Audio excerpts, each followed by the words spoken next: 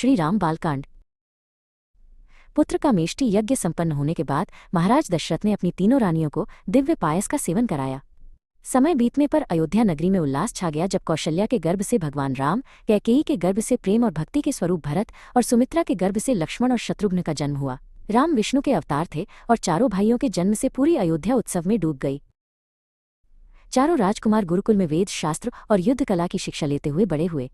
राम करुणा और पराक्रम का संगम थे, लक्ष्मण सदा उनकी सेवा में तत्पर रहते, भरत धार्मिक स्वभाव के थे और शत्रुघ्न राज्य व्यवस्था में निपुण थे। चारों भाइयों में ऐसा गहरा प्रेम और एकता थी कि उसे देखकर पूरा नगर आनंदित हो जाता था। एक दिन महान ऋषि विश्वामित्र राजा दशरथ के दरबार में पधारे। उनके चेहरे पर चिंता की लकीरें थीं। राजा दशरथ ने उनका आदर सत्कार किया और उनके आने का कारण पूछा। ऋषि ने कहा, हे राजन, मैं वन में एक यज्ञ कर रहा हूँ, लेकिन ताड़का नाम की राक्षसी और उसके पुत्र मेरे यज्ञ में बाधा डाल रहे हैं। मैं आपके पुत्र राम को अपने साथ ले जाने आया हूँ ताकि वे मेरे यज्ञ की रक्षा कर सके। ये सुनकर राजा दशरथ का हृदय कांप उठा। गुरु वशिष्ठ के समझाने पर राजा दशरथ भारी मन से मान गए।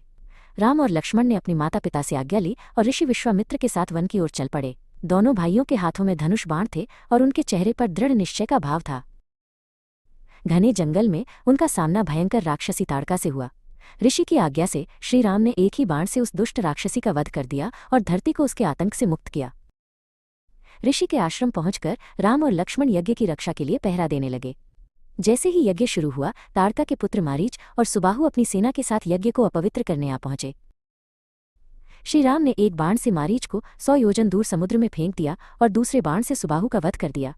यज्ञ बिना किसी विघ्न के संपन्न हुआ और सभी ऋषि मुनियों ने राजकुमारों की जय जयकार की।